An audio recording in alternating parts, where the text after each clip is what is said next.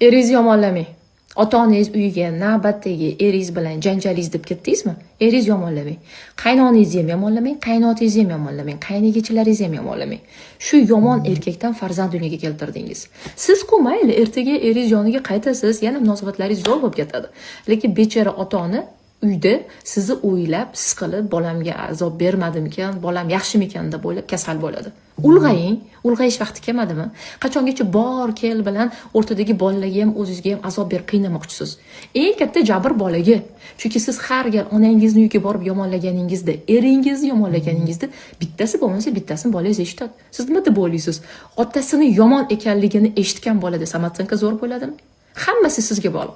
Travmangizni ishlang, bolalik programmasidan chiqing, bola pozitsiyasidan chiqing. Qanday qilish bilmayapsizmi? Yozing, men sizga yordam bermoqchiman. Ushbu videoga like bosing, kommentariy yozing, plus belgisini qoldiring, direktdan yuboraman.